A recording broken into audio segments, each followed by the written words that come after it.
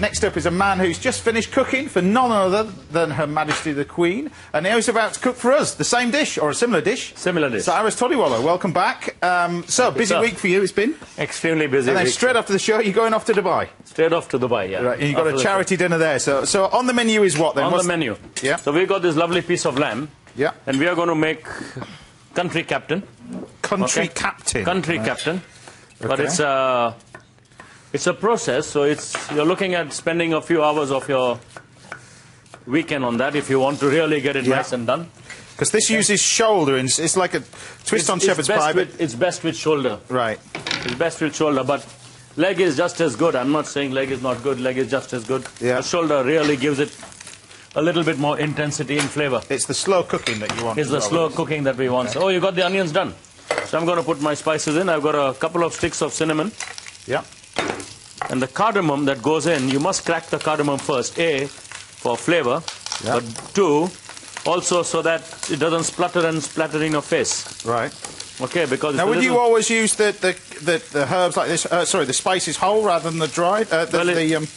Yeah, in this case, the spices have to go in whole, and the whole idea is to get the flavor of the spices out. There you go. So, brilliant, sir. Thank you very much. In the meantime, let me grab a knife. I'm going to toast my spices there. So I've got cumin and coriander seeds. Yeah. Just so that we toast them gently. Okay. Yeah, a little ginger and garlic. Now, most things would have ginger and garlic in them. Right. Especially lamb. It just comes out really nicer with ginger and garlic. So, just some coarse chopping. So is this your adaptation of a recipe that's traditional? It's taken years, James, to get it right, actually. It's adaptation, because if you look at country captains, and if you look at different recipes of country captain, some have got chicken, some have got something else, some have got something else. Yeah. Sorry, I'm left-handed, no? To do that? Yeah. You're better off doing that, sir. I'm a bit dyslexic, too. So this has got the ginger and the garlic in there? You've got the ginger and the garlic, and in will go the cumin and the coriander. So just a slow pan, not very hot, so we don't... I'm gonna just grind them a bit. Yeah. So they're slightly better, because that machine won't grind very well. Right.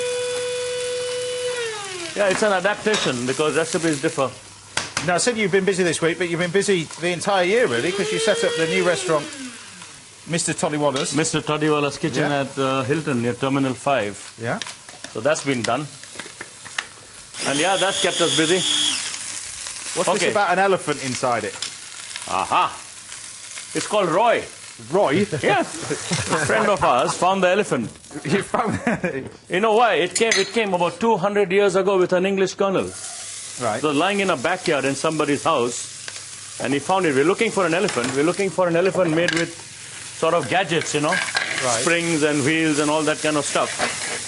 And we had found one in India. And he saw this wooden one. He says, old, it looks great, it looks majestic. Yeah. So let's have it.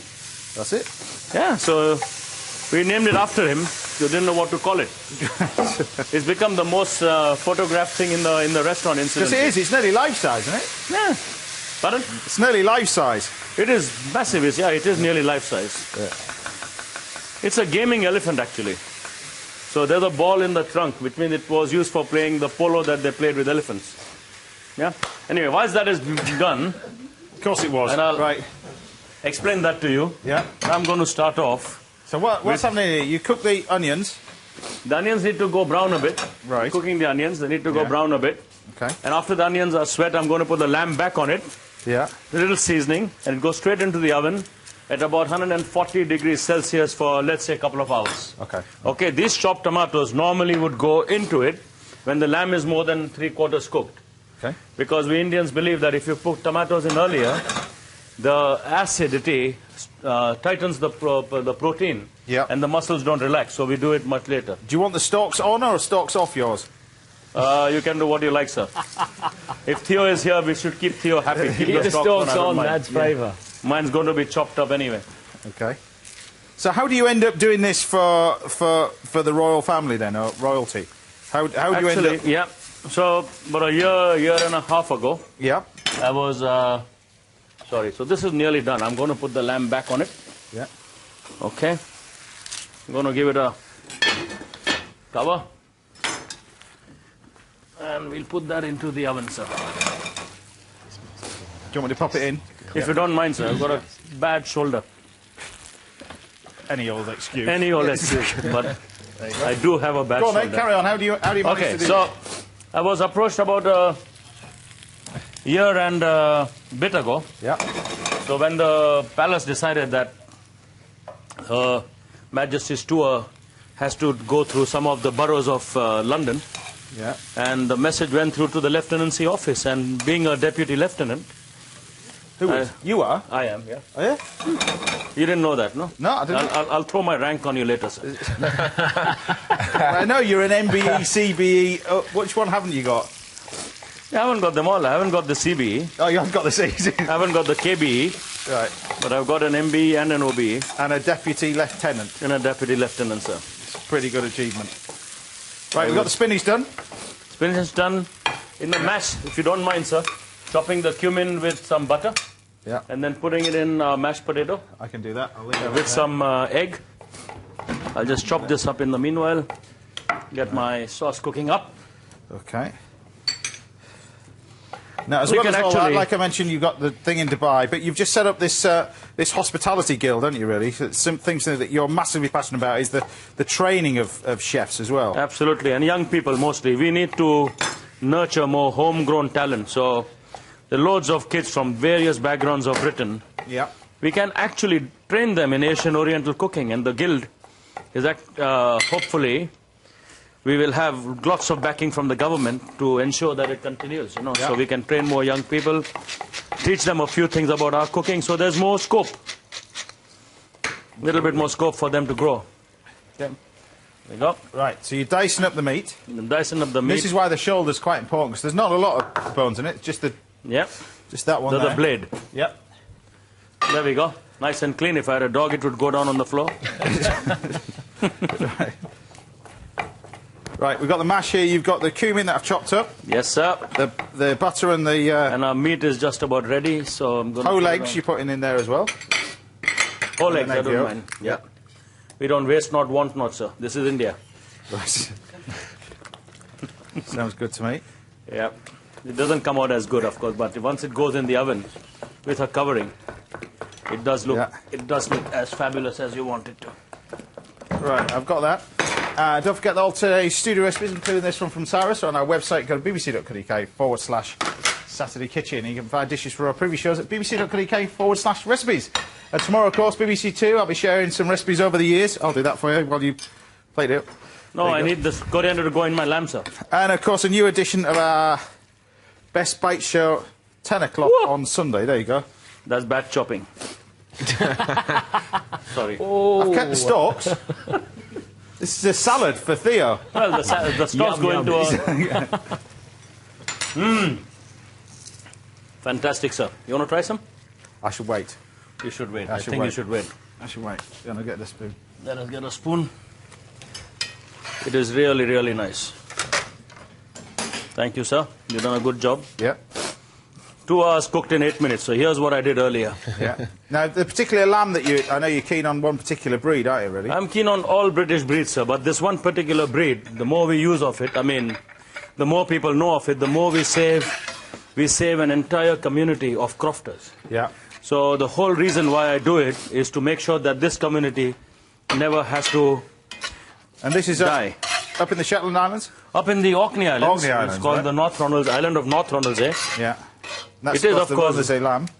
Yeah, it is a sheep, but it's 5,000-year-old species. One of the only species on the British Isles which has not been crossed over the years. Yeah. And it's amazing. Can't use that.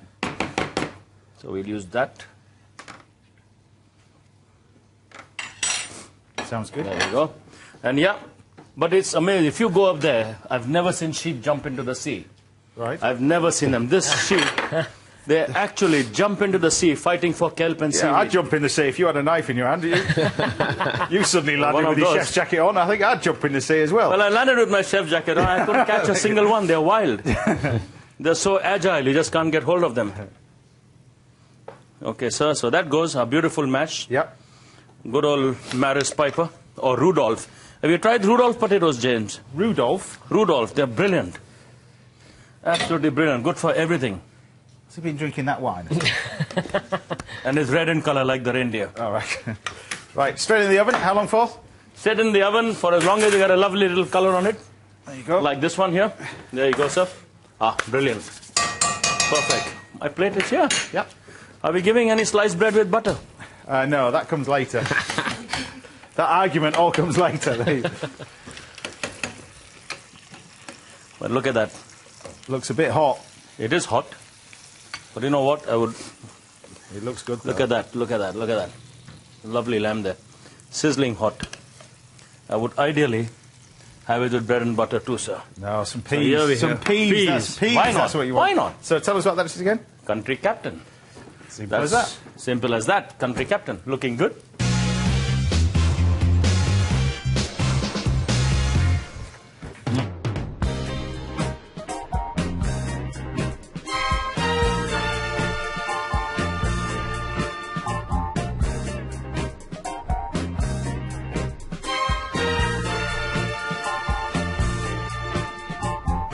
Cyrus is brilliant at giving traditional dishes an inspired twist. Now, if this were a classic shepherd's pie, you could go for a traditional red from France or Spain, something like this lovely Côte du Rhône.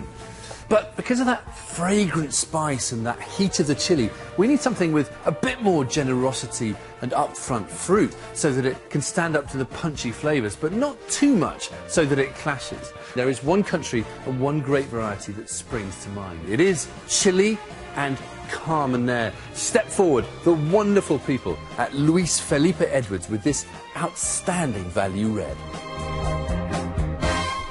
Now, the great news when it comes to matching wines to a dish like this is you can go cheap and cheerful because you don't want anything too full-bodied or full-flavoured because that will just clash with the spice. Now, this one has beautiful aromas of herbs and pepper and plums. It's certainly not going to get lost in all that flavour.